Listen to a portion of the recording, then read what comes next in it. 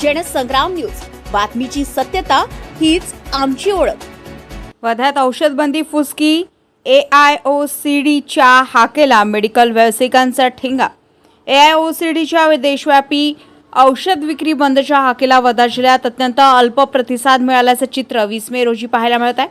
जिल्ह्यातील बहुतांश medical stores सुरूच असल्याने संघटनेच्या बंदची हवा निघाल्याची चर्चा शहरासह तालुक्यात रंगली आहे। स्थानिक वर्धा केमिस्ट अँड ड्रगिस्ट असोसिएशनच्या अनेक सदस्यांपर्यंत बंद संदर्भातील अधिकृत पत्रकच पोहोचले नसल्याची माहिती देखील समोर आली आहे। त्यामुळे अनेक व्यावसायिकांनी नेहमीप्रमाणे व्यवहार सुरू ठेवले।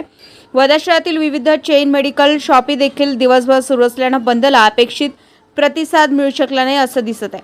दरम्यान रुग्णांची गैरसोय होऊ नये म्हणून अन्न व औषध प्रशासन विभागाने आधीच तालुकानिहाय संपर्क क्रमांक जाहीर करून औषध उपलब्धतेची व्यवस्था केली होती।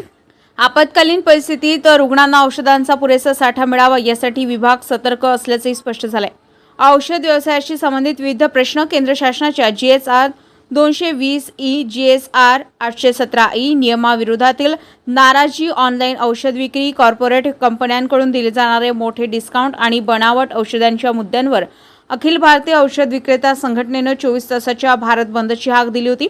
मात्र वर्धा जिल्ह्यात या आंदोलनाचा प्रभाव फारसा दिसून येत नाही।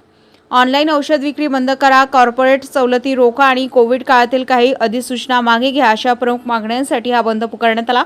तरीही रुग्णसेवा प्रथम अशी भूमिका वर्धा शहरातील मेडिकल व्यावसायिकांनी दुकाने सुरू ठेवत बंदकडे पाठ फिरवले। जिल्ह्यात सदर बंदची परिस्थिती बघता विजय पुणाचा, विशाल पोखरे, जनसंग्राम न्यूज, वर्धा।